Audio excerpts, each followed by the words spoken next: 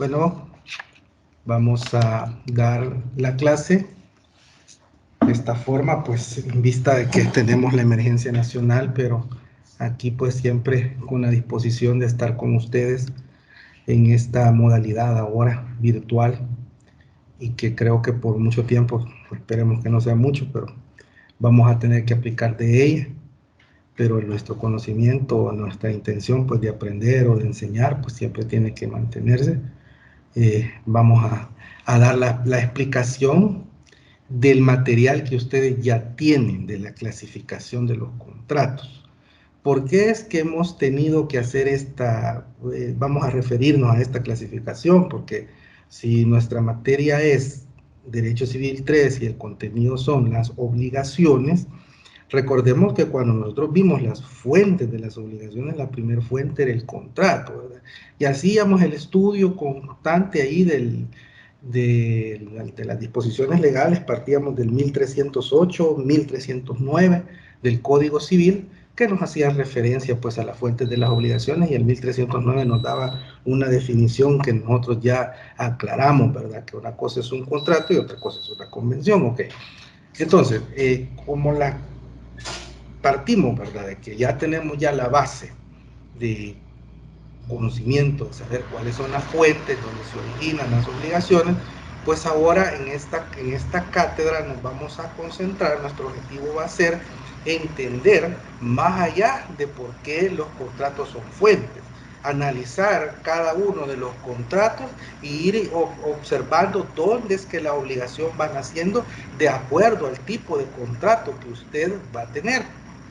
Por eso es que vamos a comenzar esta dinámica haciendo referencia a disposiciones que la misma ley es bondadosa y no nos tiene por qué confundir. Si ustedes se van allá al 1310, el 1310 hace referencia a la primera clasificación y es cuando divide a los contratos en unilaterales y bilaterales. Ahora, un contrato, ¿cuándo es un contrato unilateral? Cuando la obligación nace solo para una de las partes. Si el contrato, que es un convenio, que es un acuerdo de voluntades, que muy necesariamente debe de existir el consentimiento, obviamente es porque van a haber dos partes, pero el punto es, dos partes comparecen, dos partes llegan y le dan vida a ese contrato, pero solo una queda obligada. Ese es un contrato unilateral.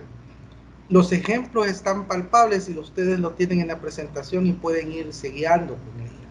El mutuo, el 1954, recordemos el contrato de mutuo. El contrato de mutuo es un contrato que primeramente hay que hacer referencia, recae sobre cosa fungible y al mismo tiempo sobre cosa consumible. Y la doctrina se encarga de decir que el mutuo es un préstamo de consumo. Ahí hay dos sujetos, mutuante, mutuario, dos sujetos. El mutuante es el sujeto que presta al mutuario. El mutuario recibe. El mutuo también tiene otra característica. El mutuo se perfecciona con la tradición. Ojo, es un contrato en el cual para que el mutuario use y consuma la cosa dado el mutuo, tiene que el mutuante hacer la tradición. Por eso es que el mutuo hay que no solamente decir, sí, el mutuo es unilateral, pero hay que comprender ciertas características propias del contrato de mutuo referidas allá en el 1954 de su Código Civil. Ahí encuentra el contrato de mutuo. Ok, dos sujetos, mutuante, mutuario, comparecen, celebran el contrato de mutuo, pero al momento de perfeccionarse el contrato, solo uno quedará obligado. ¿Quién? El mutuario. El mutuario, el sujeto que recibió la cosa fungible, que generalmente en la vida práctica el mutuo recae sobre dinero, porque el dinero es una cosa fungible por excelencia, donde Juan le presta a Pedro X cantidad de dinero, 1,000, 2,000, 4,000, 5,000 dólares, y al final del plazo se sujeta a un plazo y le dice, queda sujeto y queda plasmado en ese contrato que el mutuario al finalizar el plazo que se estableció, debe de reintegrar la cantidad mutuada. O se establece un plazo para irlo devolviendo en base a cuota. También es valedero. Pero el único que queda obligado en este contrario, vuelvo y repito, es el sujeto que recibió la cantidad, el que recibió el dinero. Entonces es el mutuario. Entonces el contrato es unilateral. El comodato, artículo 1932. ¿Qué vamos a decir del artículo 1932? Bueno, el comodato. El comodato, a diferencia del mutuo, es ¿cómo se llama? Un préstamo, pero de uso. Ojo, el comutuo era un préstamo de consumo. Y aquí el comodato, usted está en un préstamo de uso. Ahí hay dos sujetos, comodante y comodatario. El comodante es el que entrega una cosa al comodatario para que la use y al finalizar de un plazo se la devuelva. Si se perfecciona el contrato de mutuo, al momento de obligarse, el único que va a quedar obligado es el comodatario, porque es el sujeto, será el sujeto que queda obligado a la devolución de la cosa. Está siguiendo, ¿verdad? Con la idea. Características particulares del comodato. El comodato es un título precario. Ojo, ese término. ¿Por qué es precario? Porque deriva también que el comodato es un título de mera tenencia. El comodato no transfiere dominio. El comodatario siempre va a reconocer que detrás de él hay un dueño y que le va a tener que devolver la cosa al finalizar del plazo que se ha establecido. Y que él es el que queda obligado a devolver y también, no lo he dicho, se me estaba escapando, a conservar la cosa en un buen estado. Porque si a usted le están prestando a título de comodato, usted queda obligado a cuidar la cosa como un buen padre de familia, a conservar la cosa en su estado original y para que al finalizar usted devuelva la misma cosa en un buen estado. El depósito, 1968. El contrato de depósito también atiende a la clasificación, pues es un contrato unilateral, porque aquí hay un sujeto llamado depositario. El depositario recibe el objeto dado en depósito y al depositario, a diferencia del comodatario, pues el comodatario le entregan la cosa y puede usarla para los fines que sea, para los fines que la cosa esté destinada, el comodatario lo puede usar. Yo le entrego a Pedro en comodato un vehículo para que lo utilice y ahora que está en boga la plataforma de Uber, viene él, como está facultado, tiene calidad de comodatario, él sabe sus obligaciones que él tiene, pero también está facultado para el uso de la cosa. Viene y lo utiliza y le da esa finalidad. Él sabe que al finalizar el plazo que se ha establecido el contrato de comodato, que recae sobre un vehículo automotor, él está obligado a cuidar el vehículo, a conservar el vehículo y a devolvérmelo. Si él cumple con esa característica, que solamente él queda obligado, pues no hay problema. Ahora, con el depósito, le vuelvo a hacer el mismo ejemplo, le entrego el vehículo, pero en calidad de depósito. ¿Puede ocuparlo el sujeto de la que mencioné hace un momento? No, en el depósito no, porque en el depósito él está nada más recibiendo el objeto para un resguardo y ahí ya no puede él utilizarlo. El único que queda obligado en el contrato de depósito es el depositario, porque él es el que debe de responder y el que debe de cuidar la cosa y devolverla a su propio dueño, ¿verdad? La prenda, también vamos a hacer referencia a la prenda más adelante, pues es un contrato accesorio y cuando usted recibe un objeto a título de prenda es porque la está recibiendo en garantía. Entonces, el acreedor prendario, al igual que el depositario, al igual que el comodatario, son meros tenedores. No hay título traslaticio de dominio ninguno. y los que quedan obligados solo son los sujetos que reciben la cosa. En el comodato, el comodatario; en el depósito, el depositario; y en la prenda, el acreedor prendario. Y el mutuo, que es el único que sí transfiere dominio, ahí, ¿verdad?, el obligado es el mutuario, el que recibió la cosa, pero la cosa que se recibe en el mutuo, repito, es una cosa fungible, que se puede restituir con otra cosa de la misma cantidad y calidad. Ok. Ahora, los contratos bilaterales. En los contratos bilaterales, aquí el punto es que cuando se celebra un contrato, cuando se otorga un contrato, aquí el contrato ahí sí genera obligación para ambas partes. 1310. Usted le da la lectura ya en su casa y usted va a observar ahí que hace referencia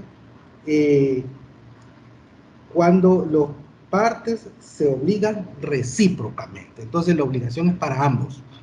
Ahí pues los típicos ejemplos para ir avanzando, la compraventa, la permuta, el arrendamiento.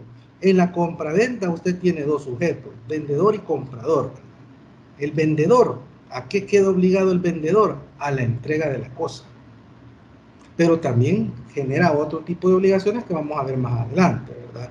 Como son los vicios redditorios,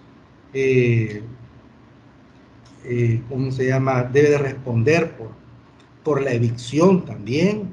Son obligaciones propias del vendedor. Ahora, el comprador, ¿cuál es la obligación que tiene el comprador? Pagar el precio. Pero las obligaciones son para los dos. Cada quien donde se encuentre ubicado, pero las obligaciones han nacido para los dos, a diferencia de los contratos unilaterales donde solamente uno queda obligado. El arrendamiento, un contrato que al igual que la compraventa es típico y constante y se utiliza en el diario vivir de aquí de nosotros. ¿Quién no está en este momento decir que alguien pueda tener un contrato de arrendamiento o ser sujeto, ser parte de un contrato de arrendamiento? Bueno, si usted es el dueño del objeto que está arrendando, usted es el arrendante. Y ese arrendante va a tener sus obligaciones como arrendante. El arrendante tiene que entregar la cosa, y esa entrega, a diferencia de la compraventa, en la compraventa es un título traslaticio de dominio. Allá en la compraventa usted tiene que hacer tradición de la cosa, ¿verdad? Porque usted tiene que volver dueño al comprador. Aquí en el arrendamiento, si bien es cierto, hay obligación de entregar la cosa, pero esta es una simple entrega, no es tradición. Recordemos también que el arrendamiento es un título de mera tenencia, ¿verdad? No transfiere dominio. Con el arrendamiento, las obligaciones también son recíprocas, porque el arrendante va a tener la obligación de entregar la cosa, de mantener la cosa también en buen estado, para que el arrendatario haga uso de ella y pueda él tener las condiciones necesarias para que el arrendatario disfrute, use completamente la cosa por la cual se está arrendando. ¿Y el arrendatario tendrá obligaciones? Claro, si la principal obligación del arrendatario es ¿cuál? Pagar el canon, pagar la cuota, porque aquí hay una contraprestación. Ya vamos a ver más adelante los contratos conmutativos. Hay una contraprestación. Yo te entrego la cosa y tú me pagas por ese uso. En la compraventa, lo mismo efecto, ¿verdad? Yo te hago la tradición del objeto y tú me pagas el precio del objeto. O sea, las obligaciones son bilaterales, ¿verdad?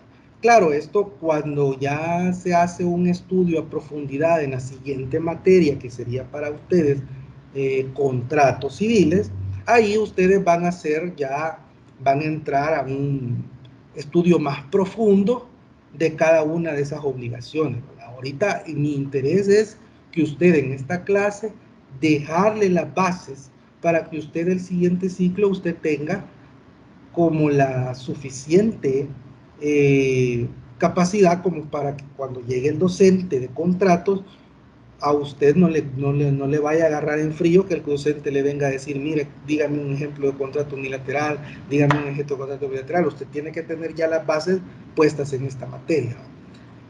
La permuta es un contrato Bilateral, sí, porque es al igual que la compraventa, con la diferencia que usted sabe que en la permuta, que está regulada ya en el 1687, en la permuta no hay, ¿cómo se llama?, entrega de dinero, sino que lo que hay es un intercambio de objetos. Pero las obligaciones son bilaterales, bilaterales. Ok.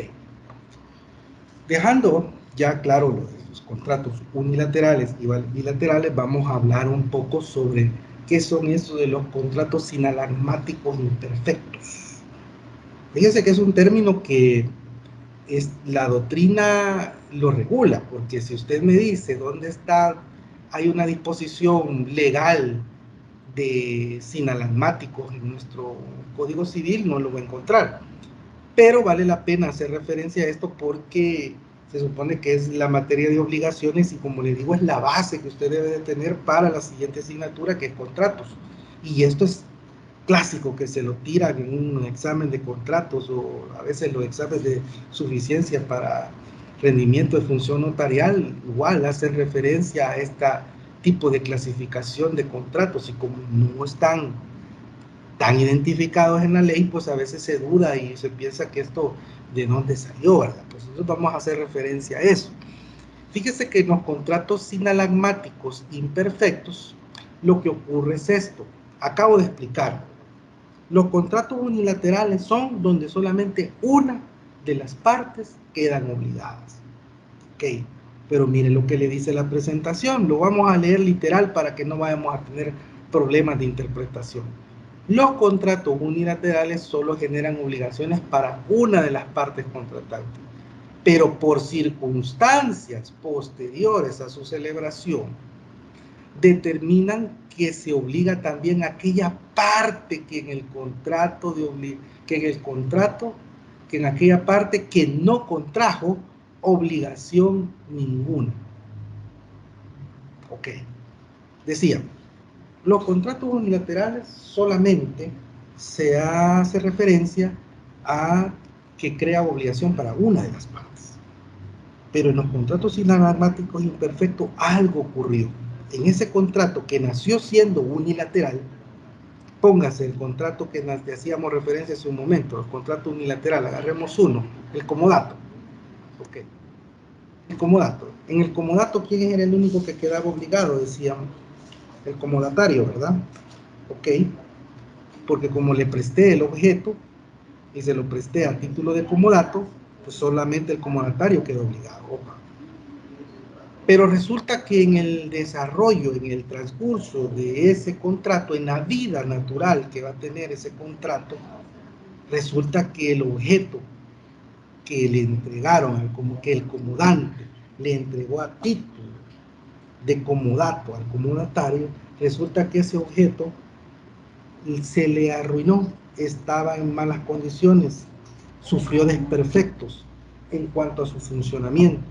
Y eso ha generado, obviamente, que el comodatario, para cumplir con sus obligaciones, ¿verdad?, que decía, el comodatario debe de conservar la cosa, debe de usar la cosa para sus fines naturales, ¿verdad? No le puede dar un uso distinto. Si le entregué un vehículo para que usted lo use, pues le va a dar el uso de vehículo, ¿verdad? No me lo va a usar de camión de carga, ¿verdad? Ok, pero resulta que ese vehículo yo se lo entregué y usted, estando en su condición, resulta que ese vehículo tiene algún desperfecto, y ese desperfecto ya venía de mucho tiempo atrás. ¿Qué resulta?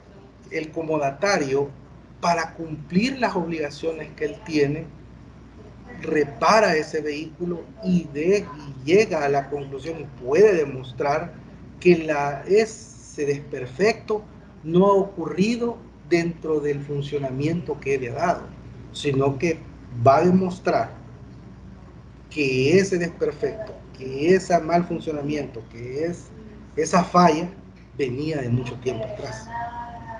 Consecuentemente, si eso ocurre y el comodatario asume las reparaciones de algo que no debía de haber ocurrido, el comodatario gana un derecho. gana un derecho de decirle al comodante, cuando termine el contrato, comodante, este objeto estaba en malas condiciones y me tocó hacerle una reparación fuera de mis obligaciones. Por lo tanto, usted me debe de responder, y en aquel sujeto que cuando el contrato nació, que era el comodante, no estaba obligado, a partir de ese momento quedó obligado. Entonces, cuando un sujeto que no estaba obligado en un contrato unilateral, por consecuencia de esta forma que puede ocurrir, queda obligado, ahí es donde se dan los sinalagmáticos imperfectos. ¿Ok? Si no quedó claro, vamos con otro ejemplo. El depósito, decía, yo entrego un objeto en calidad de depósito, ahí yo no puedo usarla, ahí yo no puedo usar la cosa, ahí yo recibo la cosa y la resguardo, y esa es mi obligación, resguardarla, y quedo obligado a cuidarla como un buen padre de familia y toda la responsabilidad civil que puede llevarla. Ahora bien, estando ese objeto en calidad de depósito, resulta que ese objeto, para las condiciones que debía de mantenerse, nunca se le dijo al depositario, mire, manténgalo a una temperatura, manténgalo aislado, manténgalo en estas condiciones, nunca se le dijo. Y eso se lo debería haber dicho el depositante. Y resulta que era un material viscoso, inflamable, un objeto que tenía que tener condiciones necesarias precisas para para su atención correcta de ese objeto, de esa sustancia. Ahora, este sujeto está obligado como depositario a conservar la cosa, pero si las condiciones que le han generado ya le causan más perjuicio al depositario por conservar la cosa que por el contrato que está celebrando, ¿sí? Pues ahí en ese momento, cuando ya el depositario sale fuera de sus obligaciones a cubrir otras obligaciones que no debía haber cubierto y que el depositante debió de haber establecido previamente, cuando el depositario se excede más allá de sus obligaciones, entonces el depositante que en un determinado momento no está obligado, ahí se obliga. Porque cuando el depositario venga y le diga, y mire, aquí le entrego la cosa, pero fíjese que para la conservación de esta cosa, usted no me dijo esto, esto y esto, manténgase a esta temperatura, manténgase en estas condiciones, ahora, para que yo le entregue esto, usted me debe de reponer estos gastos fuera de mis obligaciones. Si usted, depositario, al depositante, al inicio, no está obligado, a partir de ese momento usted queda obligado, y eso es un contrato sinalagmático imperfecto. Los sinalagmáticos imperfectos, repito, nacen siendo unilaterales, pero posteriormente se vuelven bilaterales. Son bien excepcionales. Yo aquí le he dejado las disposiciones legales de las cuales ustedes pueden ir haciendo la lectura correspondiente y van a ir encontrando y le van a ir dando secuencia a los contratos sinalagmáticos. El mutuo también es un contrato sinalagmático. Si yo le entrego a ustedes X cantidad de cosas en calidad de mutuo, recuérdense que no solo el dinero, ¿verdad? El dinero por excelencia es fungible, pero puede existir otro tipo de cosas fungibles, los combustibles, los cereales, cualquier otra cosa que se pueda restituir de la misma especie, cantidad y calidad, es una cosa fungible. Pero si esa cosa fungible yo se la entrego y es de mala calidad, y a la hora de utilizarla le ocasionó un daño, le ocasionó un perjuicio, el mutuario, que era el único que estaba obligado, perfectamente le puede ir a reclamar al mutuante y decirle, mire, la calidad de este combustible, de este sedimento, de este aceite para la maquinaria, no estaba en buenas condiciones. Me arruinó el motor, me arruinó mi maquinaria. Entonces, aquí, a partir de ese momento, el que queda obligado ya no es el mutuario, es el mutuante. El mutuante es el que tiene que ahora responder. Nació siendo unilateral, pero se volvió bilateral, ¿verdad? Esos son los contratos sinalagmáticos imperfectos. Recomiendo leer esas disposiciones legales, ¿verdad? y en el chat que vamos a tener el próximo viernes, por ahí podemos hacer comentarios en relación a esas disposiciones legales, ¿verdad?, de lo que estamos ahorita platicando. Los contratos también pueden ser gratuitos y onerosos.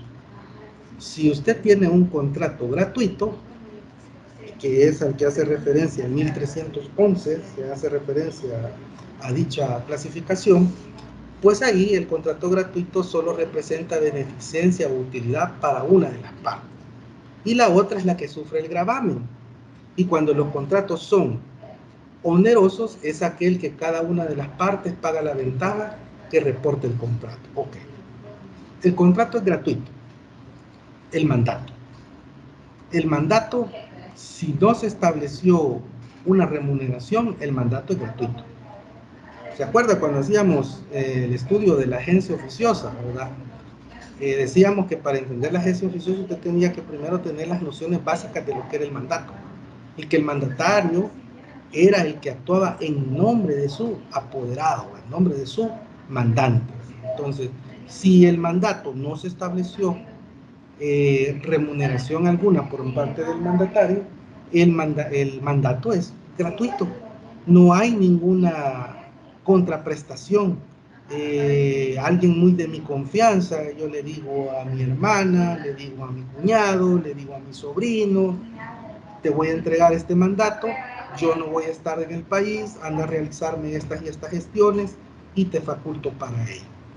No hemos establecido ningún tipo de honorario, no hemos establecido ningún tipo de contraprestación, pues la confianza lo merece todo, ¿verdad? Entonces, ahí el mandato sería un contrato gratuito, ¿verdad? Yo me estoy beneficiando y la otra parte, que sería el mandatario, está sufriendo el gravamen, digamos así, porque va a ir a realizar una gestión y él no está esperando nada a cambio, ¿verdad? Otro contrato que también es gratuito es la renta vitalicia, ¿verdad? Las donaciones entre vivos, ¿verdad? Usted va a pedir una donación, en las donaciones entre vivos, a diferencia de las donaciones por causa de muerte, que son los dos tipos de donaciones que regula nuestra legislación civil, en las donaciones entre vivos, usted dispone en vida, pues usted, amparando aquel artículo de la Constitución, el artículo 22 de la libre contratación, ¿verdad? Y precisamente la donación es un contrato y es una donación entre vivos, pues usted viene y dispone, ¿verdad? Y dice, mire, bueno, voy a donarle a X persona, a X institución, a X fundación, a título de donación, pues usted saca de su patrimonio un bien y se lo transfiere a esa persona natural o jurídica que usted considere. Es su derecho, es su liberalidad.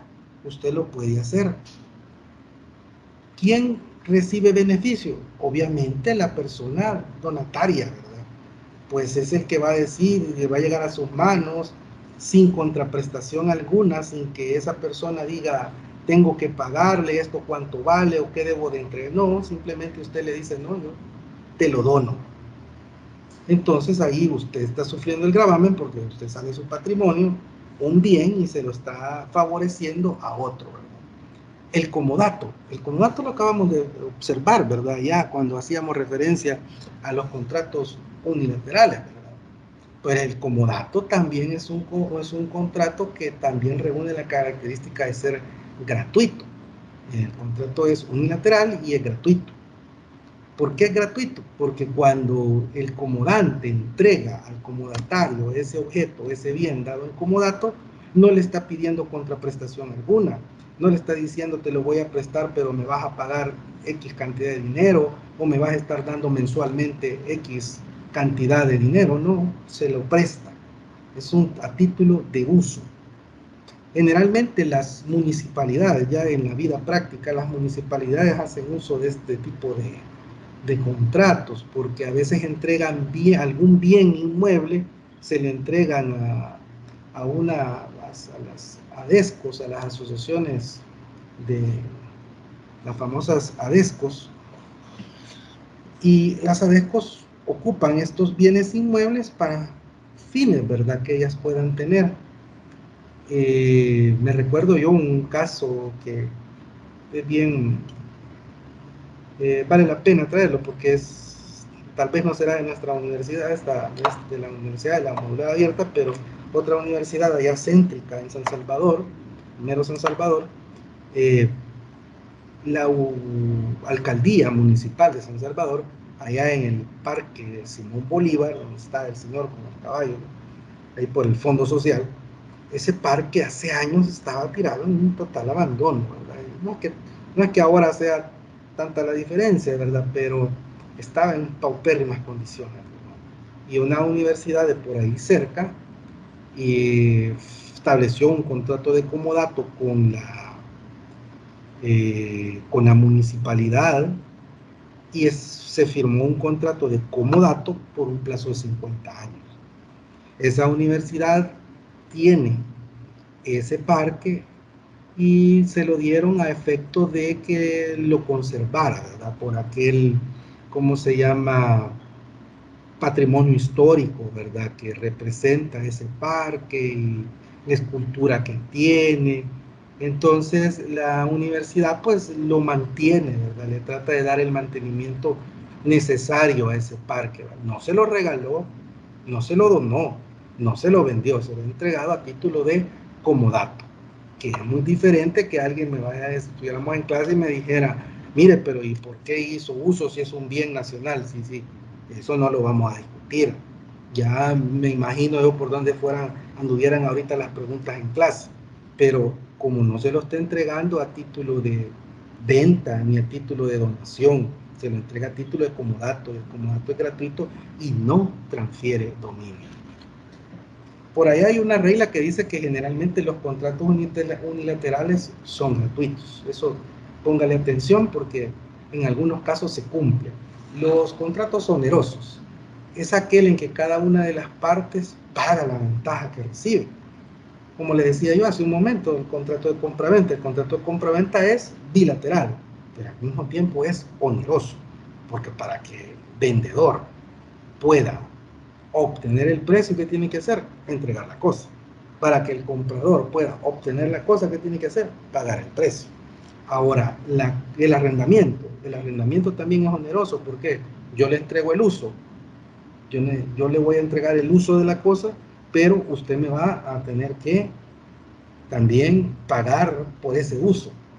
Yo me voy a desligar del uso del bien, se lo voy a permitir a usted, salvo esa relación patrimonial entre mi persona y ese objeto, ese bien que le entrego en este momento, y el otro sujeto obtiene ese uso, pero tiene que pagar por ese uso, ¿verdad? Entonces ahí se vuelve oneroso para ambas partes. Ahí, si la regla general era que los unilaterales son gratuitos, también podremos decir que en algunos casos pues podría mantener que la generalidad es que los bilaterales son onerosos, ¿verdad? Así que vaya llegando a la secuencia. El contrato de mutuo puede ser oneroso, sí. Sí, el contrato de mutuo puede ser oneroso en tanto en cuanto usted le ponga intereses. Porque si usted solo le presta a título de mutuo sin intereses, la carga que el otro tiene, porque es un contrato unilateral que ya lo vimos, es simplemente devolverle la cantidad. Pero usted no está esperando nada a cambio, usted no está esperando más que le devuelva lo que le prestó. Diferente es, yo le presto a usted, pero fíjese que por esto que yo le estoy prestando, usted me va a devengar un 2% mensual o un 5% mensual sobre la cantidad mutuada. Y si usted no me paga puntualmente, déjame decirle que le voy a poner un 2% en concepto de interés moratorio, porque yo necesito que usted me pague, ¿verdad? Y si no me paga, pues yo aquí estoy perdiendo, ¿verdad? Le dice el usurero, ¿verdad? Entonces, ¿ahí qué es? Es un interés moratorio. El mandato. Decíamos hace un momento que si el mandato es gratuito, sí, si el mandato es gratuito, si no establece remuneración alguna. Pero si, ¿qué pasa lo contrario? Si el mandato se establece una remuneración por el ejercicio de ese mandato, a partir de ese momento el mandato se vuelve un contrato oneroso. Y hay una contraprestación para ambas partes. Representa beneficio a cambio de una contraprestación para ambas partes. Vemos que vamos siguiendo la clase, ¿verdad? Yo, pues, como les digo, a veces me emociono, ¿verdad? Pero vamos a tener que, me los imagino aquí a todos ustedes, ¿verdad? Importancia práctica de la clasificación de los contratos gratuitos y onerosos. Veamos, démosle lectura. La circunstancia de gratuito o oneroso del contrato determina las condiciones en que es atacable por medio de acción pauliana. Esto yo no me voy a entrar ahorita a detalle porque esperemos en Dios, ¿verdad? Que esta situación pues nos pase. Tiene que pasar, ¿verdad? Confiemos, tengamos la fe puesta en el Creador, ¿verdad? Y que nos vamos a reunir un día normalmente en clase, y esto, la opción pauliana, es un tema que yo les he dejado ahí a un grupo por ahí que están muy contentos porque dicen que es un tema que está tan fácil que es más, ya lo quieren exponer, pero yo les dije que no porque todavía estamos con el coronavirus, ¿verdad? Así que saludos a los compañeros de la acción pauliana, ¿verdad? Pero ahorita solamente puedo hacerle referencia a que esta clasificación de gratuito oneroso es importante porque en acción pauliana ahí usted tiene las dos vías y tiene para atacar contratos gratuitos por medio de acción pauliana, pero también sabe cómo lo va a aplicar cuando son contratos onerosos. Solo eso voy a decir, no quiero robarles protagonismo. Para determinar el grado de culpa que responde el deudor, en los contratos onerosos no existe un beneficio mutuo. El deudor responde por la culpa leve. Sí, ¿verdad? Porque en los contratos onerosos, como existe un beneficio mutuo, el deudor va a tener que responder hasta por la culpa leve. O sea, aquí los dos nos estamos obligando. Los dos representan onerosidad para ambos. Entonces la culpa, el grado de responsabilidad, de acuerdo al 42 del Código Civil, la culpa que va a tener hasta donde vamos a responder es hasta la culpa leve. Ahora, mientras que en los contratos gratuitos se responde hasta la culpa leve o levísima. ¿Por qué? Porque como usted sabe, en los contratos gratuitos usted lo que llega a decir es gracias, ¿verdad? Entonces en los contratos gratuitos el que recibe la cosa, el que se ve beneficiado con el contrato gratuito que a él le beneficia, él queda obligado hasta la culpa leve o levísima, ¿verdad? Esa es una de las consecuencias también, porque es de la importancia práctica de cuándo va a estar saber por qué es conocer la importancia de la clasificación, por qué son gratuitos y por qué son onerosos. Conmutativo, aleatorio, veamos. También hay que entender otras clasificaciones que, si bien es cierto, la doctrina se encarga y las desarrolla, el código pues tal vez no va a ser tan explícito, ¿verdad? No espere usted que todo el código civil sea un libro doctrinario, ¿verdad? Pero sí es necesario considerarlo, ¿verdad? Porque, como les digo, esta es la base que usted va a necesitar para ya en la otra materia que es contratos. Veamos, conmutativos. El beneficio de cada parte que cada parte persigue se mira como equivalente al gravamen que soporta. Ahí tenemos, y repetimos casi que los mismos contratos.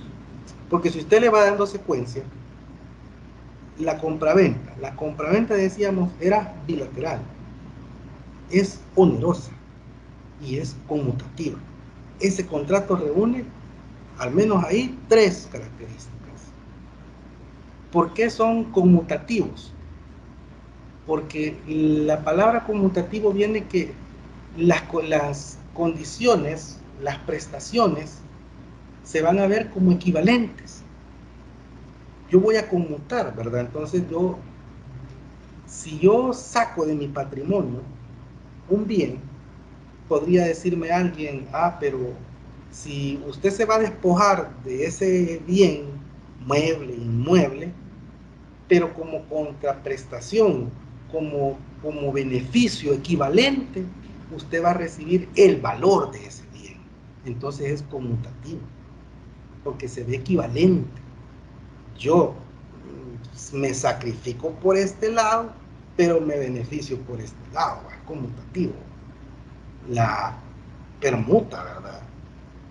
Tengo aquí este bien, lo voy a entregar, pero me van a entregar por este lado otro bien que tendrá que tener el mismo valor del que acabo de entregar, ¿verdad? Entonces es conmutativo.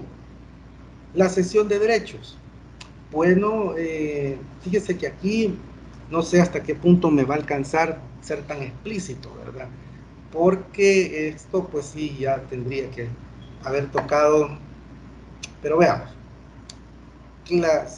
La tradición como modo de adquirir, con la tradición usted adquiere todos los derechos reales e incluso los personales. La tradición es amplia. Y yo en clase, ustedes si estuviéramos en clase, yo sabe que le dijera, ¿verdad? Esto lo tuve que haber visto en Viena. Y cuando la tradición recae sobre un derecho personal, la tradición recibe un nombre específico como contrato, y esa es la famosa, cesión de derechos. La cesión de derechos, cuando recae sobre un bien personal, yo cedo mi derecho. Vamos a ver, si yo fuera acreedor de Juan, yo tengo un derecho personal sobre él, es una obligación, ¿verdad? Para mí es un derecho personal, para Juan es una obligación. Pero resulta que ahora, con circunstancias muy que no vienen al caso ahorita, yo no quiero tener más derechos personales sobre Juan. Entonces, lo que hago es cederle mi derecho a Pedro. Hago una cesión de derecho. Ese derecho crediticio que yo tenía sobre Juan, yo se lo puedo vender a Pedro. Pedro me lo compra y ahora Pedro es quien le va a decir a Juan, pagame la obligación que tenía con él porque él me cedió su derecho. ¿Por qué conmutativo? Lo conmutativo es nada más entre la acción que yo voy a hacer, que yo tengo un derecho personal, el cual yo le voy a ceder al otro y el otro me va a pagar algún valor. O sea, ahí es lo conmutativo, ya que Pedro venga y se lo exija a Juan, ahí esa es otra cosa, que esperemos llegar a esa parte, no en esta clase, y ojalá, como les digo, pues esta situación se normalice, para que podamos, hacerlo ya de manera presencial, ¿verdad? Quedémonos nada más en esto. Cesión de derechos es cuando se hace la tradición de derechos personales, ¿ok? Y como hay una tradición de derechos personales, transfiero dominio y yo voy a recibir alguna prestación a favor de esa tradición, de ese derecho personal. Aleatorio. Los contratos son aleatorios. ¿Por qué viene el alias? El alias viene de que es a la suerte. El beneficio o gravamen recíproco de las partes depende de un acontecimiento futuro e incierto. Esta clasificación, perdón que no lo mencioné, esta clasificación de conmutativo y aleatorio, usted la encuentra en el 1312. Ahí la va a leer. Ahora, siguiendo, el beneficio o gravamen recíproco de las partes depende de un acontecimiento incierto, de modo que no es posible verificar su magnitud hasta que el acontecimiento se verifique. Ejemplos de esos tipos de contratos aleatorios, el seguro, el juego, la apuesta, la constitución de la renta vitalicia, son contratos aleatorios. Están, bueno, ahí vamos a ejemplificar. El beneficio, la contraprestación que yo espero a mi favor, va a depender de un acontecimiento incierto. El contrato de seguro me es más fácil. contrato de seguro usted lo va a tener que ir a estudiar allá en Derecho Mercantil 3. Allá en Mercantil 3, cuando se ven contratos mercantiles, ahí tendrían que hacer el estudio del contrato de seguro. Pero aquí está la base. Si usted comprendió esto, allá Mercantil 3, cuando tenga su docente de Mercantil 3, pues se va a recordar de eso. La prestación, el beneficio al que yo opto, al que yo pretendo, ¿verdad?, está en una incertidumbre, no sabemos si va a ocurrir. Usted adquiere un vehículo, y usted adquiere un vehículo y usted sabe que en este país la inseguridad, los accidentes, infinidad de situaciones, usted puede, pues, nadie está deseándole el mal a nadie, pero usted está expuesto y usted no puede quedar aislado de una situación de esa naturaleza. ¿Qué ocurre? Usted va y busca una aseguradora, la que sea, no voy a decir aquí nombre porque no van a decir que le estoy haciendo propaganda a alguien. Usted busca una compañía aseguradora y usted firma con ellos un contrato de seguro. Y en ese contrato de seguro, ¿usted qué es lo que está buscando? Que la compañía aseguradora le responda a usted si el vehículo se lo robaron, si el vehículo chocó, si usted tuvo un accidente y usted es el culpable, usted debe de responderle a terceros. Entonces, usted viene y firma un contrato con la compañía de aseguradora y se establecen las condiciones y se establece el siniestro que se va a cubrir. Si el vehículo, usted no está esperando que se lo roben, pero si el vehículo se lo robaron, la aseguradora de antemano ya le estableció a usted una prestación y le dice, mire, yo le respondo, yo asumo ese valor del vehículo, si a usted se lo roban, yo se lo garantizo que se lo pago. Firmamos un contrato de seguro y usted, ¿qué hace? A partir de ese momento usted empieza a pagar cuotas, cuota mensual, cuota mensual, cuota mensual. Puede hacer que todo este año usted pagó ese seguro y no le robaron el vehículo y usted va a decir, bueno, pero entonces, ¿qué beneficio me trajo? Ah, bueno, tal vez el beneficio se va a ver, usted lo quisiera ver si es efectivo, pero para ver si es efectivo ese seguro, tiene que ocurrir el siniestro, tiene que ocurrir la situación negativa que usted está previendo, y es que le roben el vehículo. Al momento de robar el vehículo, usted va a poner la denuncia correspondiente y llega al asegurador y le dice, mire, me robaron el vehículo, aquí está la denuncia, que el día tal, de tales horas, en la calle tal, me encañonaron, me pusieron, yo puse la denuncia y pues ustedes me responden. La aseguradora tiene que venir y darle la prestación a la cual usted y la aseguradora contrataron. Ahora, ese beneficio, ese gravamen, como puede ocurrir, no puede ocurrir, es aleatorio. O sea, la aseguradora, mientras eso no ocurre, no está obligada. El obligado es usted estarle pagando, porque si ocurre, entonces sí. Los seguros médicos, así funcionan. Si usted no quiere ir al Seguro Social, más ahora como está la situación, ¿verdad? Y solo lo van a recibir porque tienen el virus, y si ahorita llega a usted, pues ahí, pues no sé de qué. Si estando en otras condiciones le cortan el pie o la mano que no es, usted viene y paga un seguro médico. En ese seguro médico, usted que está garantizándose que si usted o su familia, un seguro médico para toda su familia, usted, su esposo, sus hijos se enferman, la aseguradora le cubre el gasto médico. Yo lo estoy pagando mensual, pues así mientras mis hijos estén enfermos, no esté enfermo, yo estoy pagando, hasta que llegase a ocurrir la cosa negativa, entonces yo voy a tener derecho a decirle a la aseguradora, respóndame. Claro, nadie va a querer estar en una situación adversa, ¿verdad? Pero como las cosas negativas en la vida ocurren, pasan los siniestros. O sea, así es como funciona el contrato de seguro, y el contrato de seguro es un contrato aleatorio. La prestación, el beneficio, queda sujeta a un futuro, a un acontecimiento futuro e incierto. No sabemos si eso va a acontecer o no. El juego, la apuesta.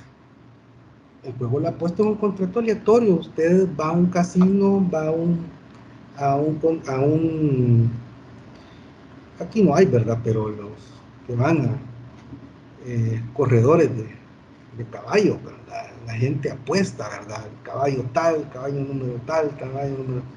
Y las apuestas ahí son lícitas, ¿verdad? Entonces, si yo gano, pues las casas de apuesta para eso son, pues. Si usted está sujeto o está jugando ahí con la suerte, si usted le apostó al caballo, a la carrera de vehículos, ¿verdad? Si usted le apostó al que le, usted consideraba que tenía confianza que iba a ganar y ganó, pues ya la hizo, ¿verdad? De la noche a la mañana se volvió millonario, ¿verdad? Eso es un contrato aleatorio. Veamos. También los contratos pueden, de acuerdo al artículo 1313, los contratos pueden ser principales y accesorios. ¿Cuándo un contrato es principal? Cuando tiene su existencia por vida propia. No va a depender de otro contrato para existir. El contrato es principal, existe por sí mismo, no depende de otro. La compraventa, la permuta, el arrendamiento son contratos principales. Existen por sí mismos. O los otorga, los celebra y no va a depender de la existencia de otro contrato para que el contrato exista. No depende de otro. Entonces, observe, la compraventa es bilateral. La compraventa es onerosa. La compraventa es conmutativa. La compraventa es principal. Vamos ahora con el arrendamiento. ¿Va a reunir casi las mismas condiciones? Compraventa, el arrendamiento es bilateral también. El arrendamiento es oneroso, conmutativo, principal. Vea el comodato. El comodato es unilateral. Es principal en esta categoría. Sí, no está mencionado, pero sí es principal. El contrato de comodato es oneroso, no, el contrato de comodato es gratuito. Yo le he dejado una tarea de hacer una clasificación, un cuadro que me represente la clasificación, ¿verdad?, de los contratos, ¿verdad?, en cuanto a sus características, que es precisamente lo que estamos hablando, ¿verdad? Entonces yo necesito, al final le voy a decir, le voy a hacer una media explicación cómo quiero ese cuadro para que usted, de lo que ha ido estudiando y de lo que estamos ahorita aquí discutiendo y explicando, usted empiece a hilvanar la idea y le dejo a su creatividad la elaboración de ese cuadro, pero que me tiene que representar, ¿verdad?, el contrato y con las características que cada contrato pueda asumir. La compraventa ya puede llevar más de una característica, lo mismo en cada uno de sus contratos, irlos adecuando de acuerdo a las características que se vayan mencionando. Accesorios. Los contratos son accesorios. Ah, pero es que los contratos son accesorios porque estos, para que existan, dependen de otros. Hay un aforismo ahí, ¿verdad?, que dice que lo accesorio sigue la suerte de lo principal.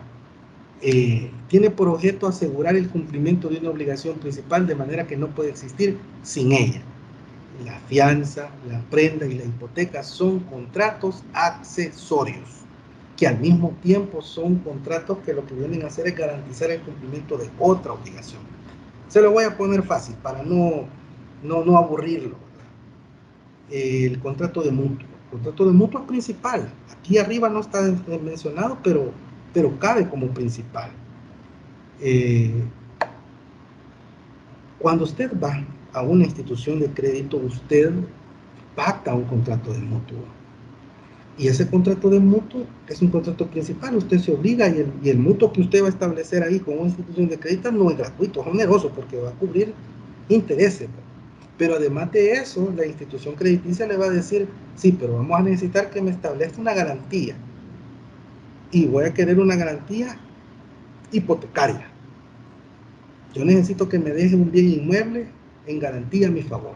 Si usted no me paga, yo con eso me voy a cobrar en un determinado momento judicialmente.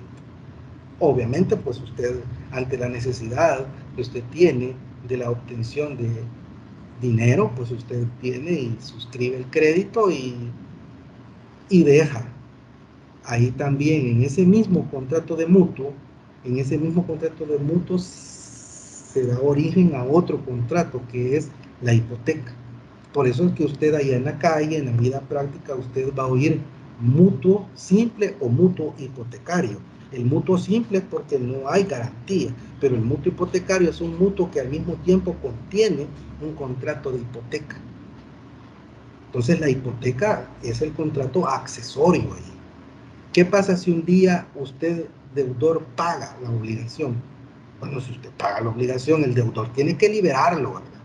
Se extingue la obligación y consecuentemente va también a extinguirse la garantía. Si se extingue el contrato principal, que es el mutuo, inmediatamente se tiene que extinguir también la hipoteca, que es la garantía. Lo mismo ocurriría con la fianza, lo mismo ocurriría con la prenda. Ahí le damos la lectura consecuentes a las disposiciones legales que por ahí están.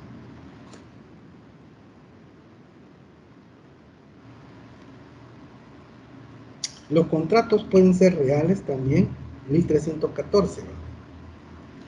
El 1314 hace referencia a la clasificación de los contratos cuando son reales y son solemnes. ¿Cuándo es real? Si es necesario para su perfeccionamiento la tradición o entrega de la cosa. Y es solemne y está sujeto a la observancia de ciertas formalidades especiales. Aquí vamos a también hacer referencia. Usted allá me lee las disposiciones, en 1314 me le va dando lectura, ¿verdad?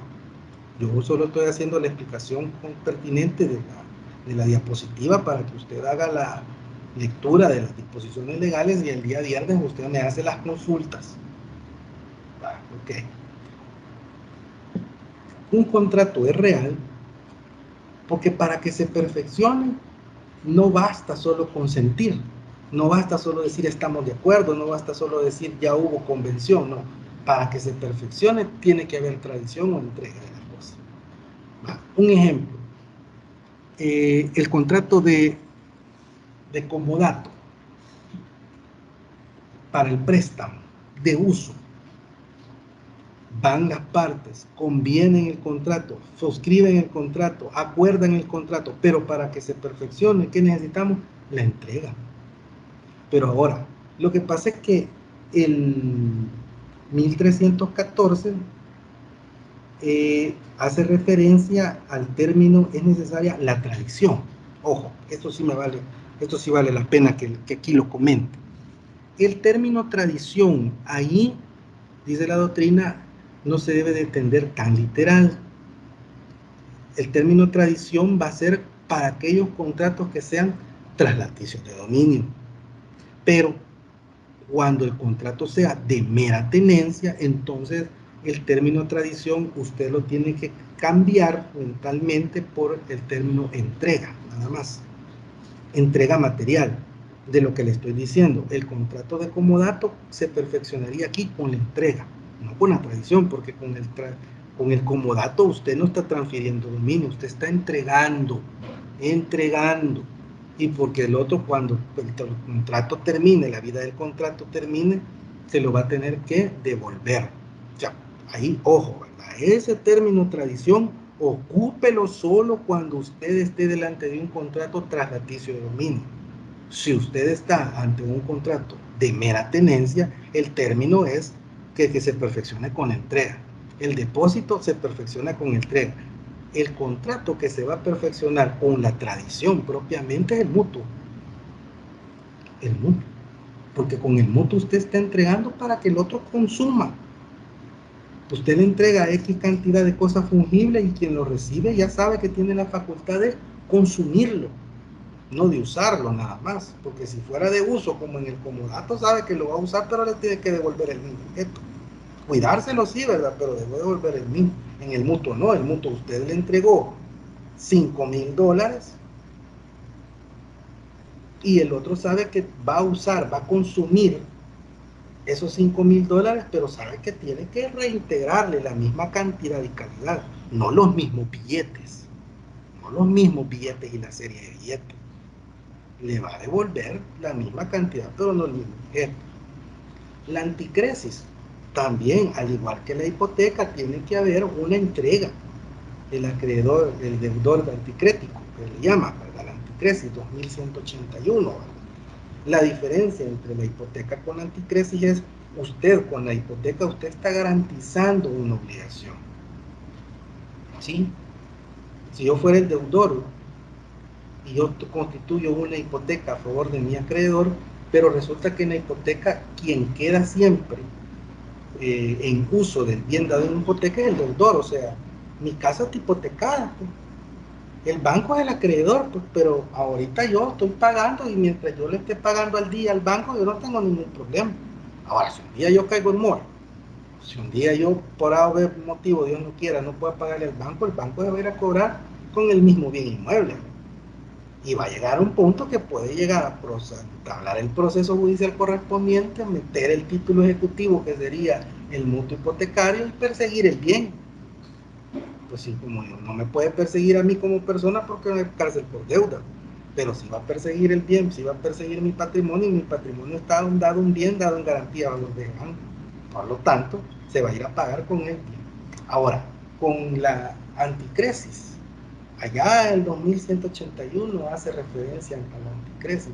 La anticresis es que allá en la anticresis el deudor puede percibir los frutos, ¿verdad? Pero ahí no me voy a meter mucho porque ya ese es un contrato ya un poquito complicadito, que ya creo yo que dejémoslo solo mencionado. No quisiera yo ahí meterme en la anticresis porque aquí ahora esperemos que el coronavirus pase, ¿verdad? Y ahí, total, a usted le espera una materia ya de contratos, allá explótelo, ¿verdad? Aquí solo mencionarle que es un contrato real que también se perfecciona con entrega. Solemne. Está sujeto a la observancia de ciertas formalidades especiales. Sí, sí, sí. El contrato es solemne. El contrato es solemne porque vamos a necesitar que para que ese contrato se perfeccione hay que reunir ciertas solemnidades. ¿Se recuerda usted allá cuando hablábamos del 1316, ¿verdad? Donde teníamos los requisitos de existencia y los requisitos de validez. Ya, yo sé que todos respondieron al mismo tiempo. Eh, y en esos requisitos de existencia y validez, recuérdese a dónde, ahí estaban las solemnidades. Si un acto es solemne, para que exista, debe de cumplirse la solemnidad. Porque si esa solemnidad no se cumple, el acto no existe. Eh, Ahora bien, la solemnidad acá, en lo que estamos aquí tratando de entender, hay contratos que van a necesitar que se cumplan esas solemnidades. La hipoteca. La hipoteca es un contrato solemne, 2159. La hipoteca se perfecciona o se otorga en escritura pública. No puede usted otorgar una hipoteca verbal, no puede otorgar usted una hipoteca en un documento simple, debe de otorgarse en escritura pública y además debe de inscribirse en el competente registro de la propiedad. Ya, es un contrato solemne, y si usted ese contrato no cumplió la solemnidad, pues ahí ya tenemos un problema, pues, porque ya no se, ese contrato ya no estaría otorgado debidamente, ¿verdad? La compraventa, para la compraventa hay algo muy, muy especial. La compraventa, dice la doctrina, es generalmente consensual, pero excepcionalmente solemne. Ojo, repito, la compraventa es generalmente consensual, pero excepcionalmente solemne. ¿Y cuándo va a ser solemne la compraventa? Cuando el objeto, cuando lo que se va a recaer la compraventa sean los del 1605, inciso segundo. Y eso sí yo me voy a ir a leerlo aquí, porque voy a hacer referencia a las situaciones donde la compraventa se vuelve solemne. La venta de los bienes raíces y servidumbres y la de una sucesión hereditaria no se reputan perfectas ante la ley mientras no se ha otorgado en escritura pública. Si la compraventa va a recaer sobre una servidumbre, sobre una sucesión hereditaria o sobre bienes inmuebles, ahí le dice bienes raíces, pero son bienes inmuebles, la compraventa debe de otorgarse en escritura pública. Una venta de un inmueble no puede ser verbal, no puede ser otorgada en otro documento que no sea más que una escritura pública otorgada ante un funcionario que tenga fe pública. ¿Okay? Ahora, el inciso primero del 1605. La venta se reputa perfecta desde que las partes han convenido en la cosa que es objeto de la venta. Ese es el inciso primero. Y el inciso primero le dice que es consensual. Es lo que le acabo de decir hace un momento. La venta generalmente para un bien mueble, para si usted va a ir a comprar un televisor, va a ir a comprar un equipo de sonido, un objeto, un teléfono, iPhone, uno no va a ir a buscar en escritura pública, porque para que la venta se reputa perfecta, dice el inciso primero del 1605, debe de ser consensual. Pero si usted lo que va a ir a hacer es a comprar algún bien de los que hace bien o derecho de los que se hace referencia el inciso segundo, ahí sí, usted necesita cubrir esa solemnidad. Ojo con eso, ojo con eso. La renta vitalicia 2025, la renta vitalicia es un contrato también solemne. Para que se otorgue debe de ser solemne. La donación de inmuebles, igual que la compraventa. Si lo que voy a donar es un inmueble, 1279 le dice, debe de ser solemne, debe de constar en escritura pública. Esos son los contratos que generalmente son solemnes. Ahora me va a decir alguien, mire, y el arrendamiento es solemne. Debe de siempre, el arrendamiento no. El arrendamiento, los que están ya inmersos un poco en la práctica, el arrendamiento yo lo puedo hacer en escritura pública, pero también es válido que yo lo haga en documentos privados y después ratificado en acta notarial, que es lo que le llama la autenticación del documento privado, o lo que le llaman documento privado autenticado. Usted lo otorga en una hoja simple y luego viene el notario en un acta notarial, levanta el acta notarial dando fe que la firma y las obligaciones que contiene aquel contrato son de las partes que comparecen, ¿verdad? Le da legalidad, le legaliza esas obligaciones y la comparecencia de las partes. No es en escritura pública. Sí, hay fe pública notarial, sí, pero no es en escritura pública. No está esa condición. Entonces, ahí el arrendamiento sí puede hacerse en escritura pública, sí puede hacerlo. Obviamente le va a cobrar más al cliente que se lo haga en documento privado autenticado, pero la ley le exige que sea en escritura pública, al menos en los contratos de arrendamiento del Código Civil, previsto en el Código Civil, ¿no? Donación de inmuebles, lo acabamos de decir, ¿verdad? Sí, pues la donación de inmuebles, un título traslaticio de dominio, y al igual que la compra-venta, hay disposición expresa, debe de constar en escritura pública.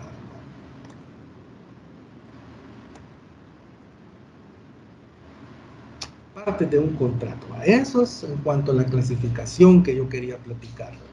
Vamos a la segunda parte en cuanto a las partes de un contrato y vamos a ver allá el 1315. El 1315 hace referencia a las partes de un contrato, que son tres: las partes de su esencia, las partes de su naturaleza y las partes que son accidentales.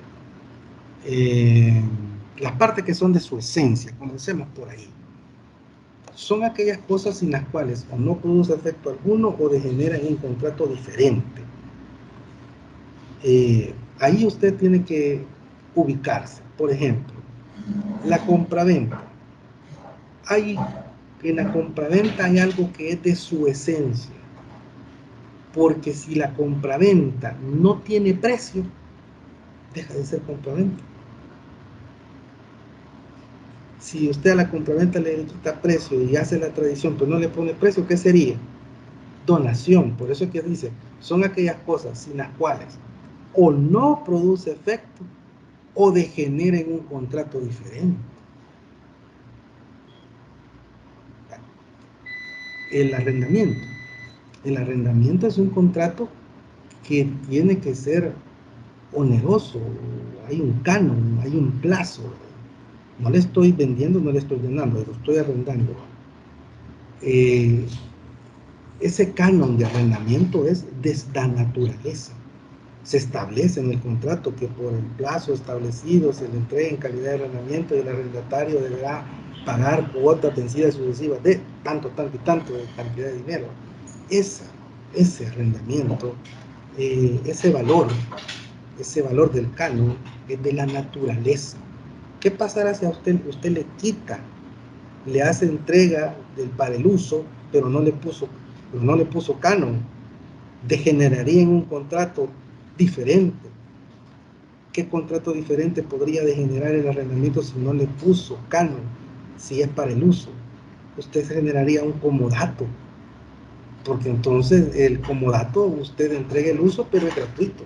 Pero ya el contrato, lo que es de la esencia del arrendamiento, se perdió, porque en la esencia del arrendamiento es el comodato, el canon.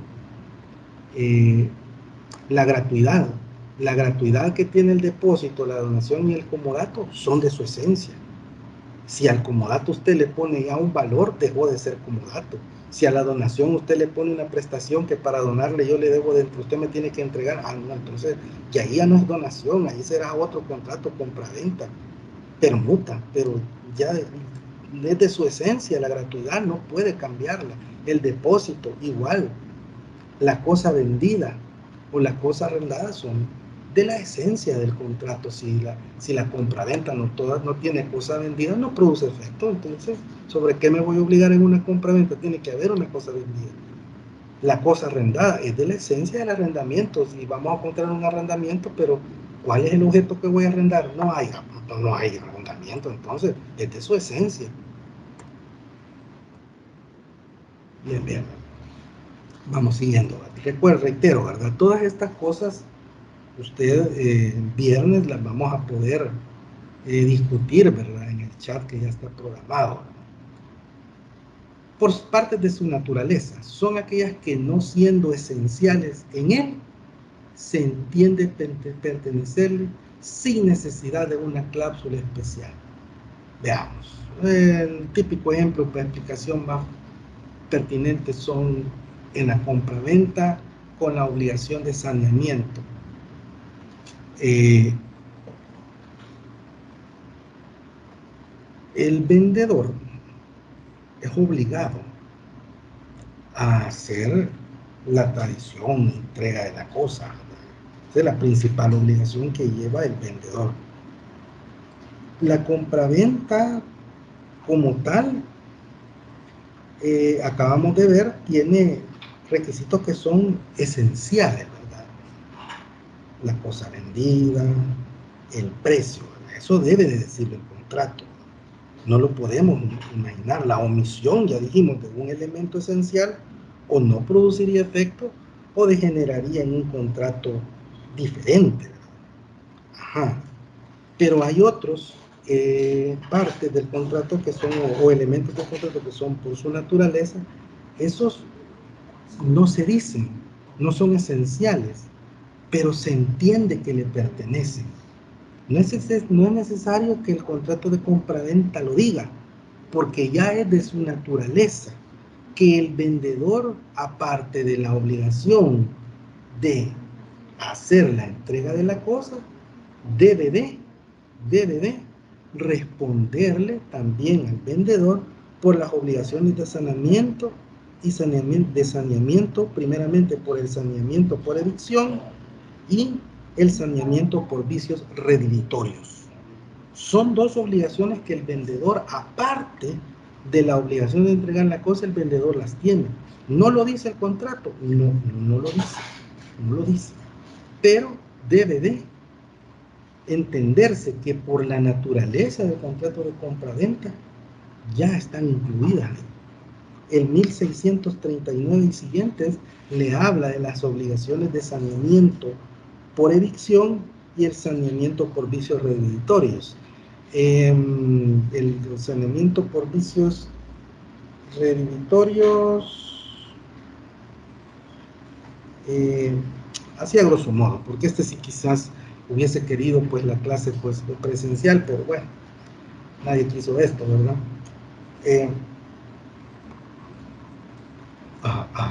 Un poco pasado. La obligación por saneamiento comprende, en 1639, la obligación de saneamiento comprende dos objetos: amparar al comprador en el dominio y la posesión pacífica de la cosa vendida y responder de los defectos ocultos en los llamados vicios redimitorios. Ahí está. Estas condiciones, estas obligaciones que tiene el vendedor y debe de responderle al comprador, porque resulta que el comprador llegaron, pactaron, realizaron una compraventa y 2 semanas después resulta que el vehículo lo para la policía y ese vehículo tenía alguna denuncia, tenía alguna situación, tenía un embargo, y en su momento pues el vendedor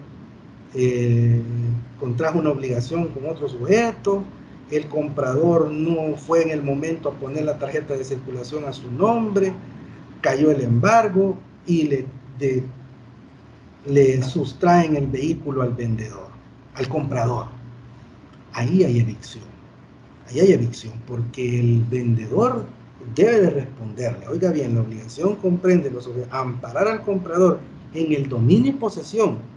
Si yo pierdo la posesión de la cosa vendida a consecuencia de una situación que el vendedor dejó pendiente, él me debe de responder.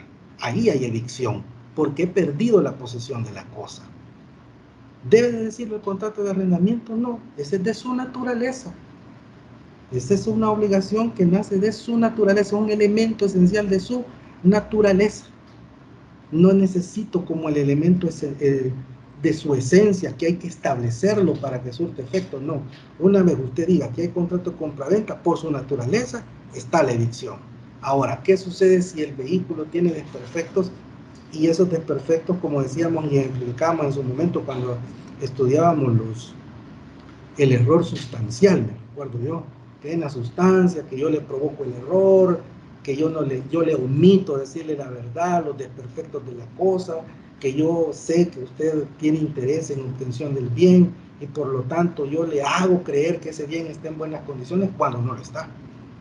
Y resulta que ya en manos del comprador viene y se arruina. Y ese desperfecto no es un desperfecto actual, sino que es un desperfecto que ya venía de días atrás y que ya un técnico, un perito, un mecánico especialista le va a decir, mire, pero esto aquí, esto ya venía, este desperfecto no es de hoy, este desperfecto ya venía de días atrás y el vendedor no le dijo nada.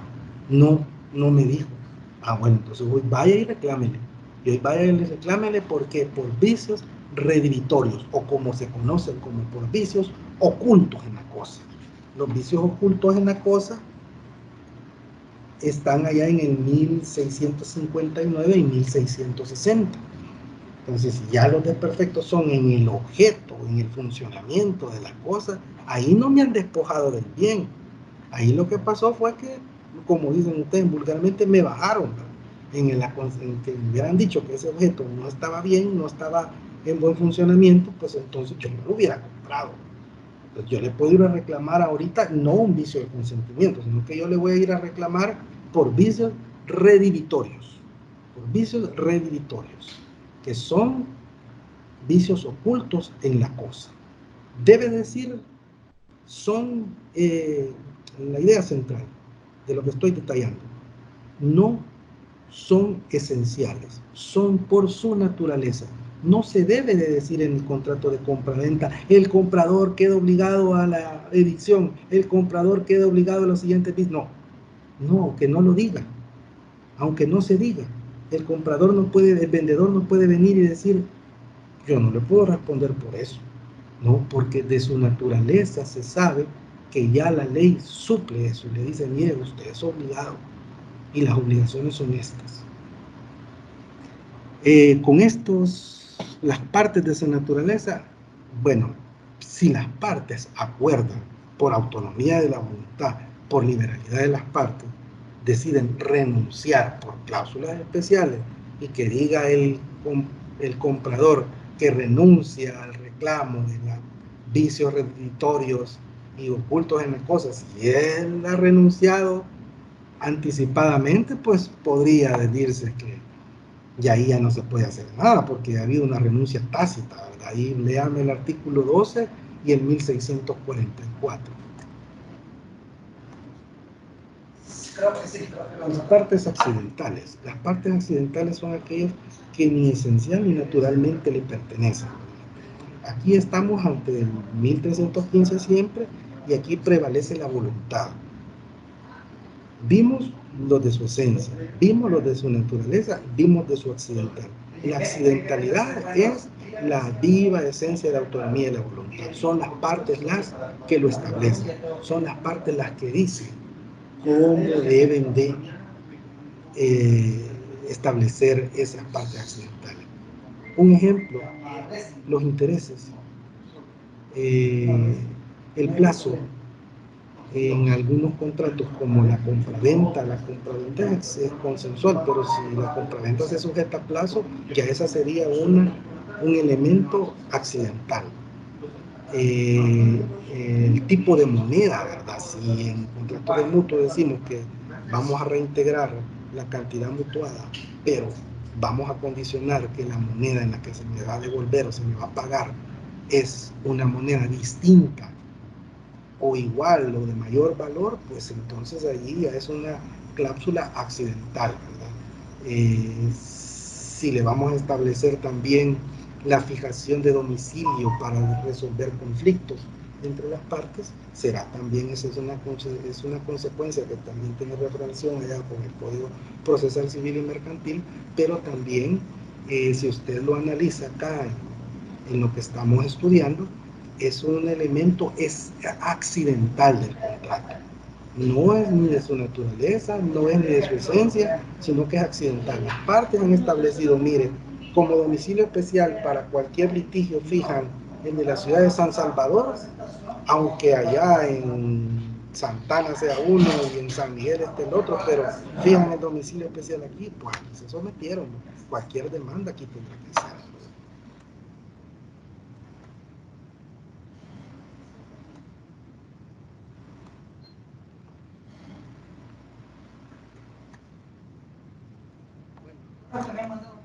Creo que con eso pues dejamos ya este video.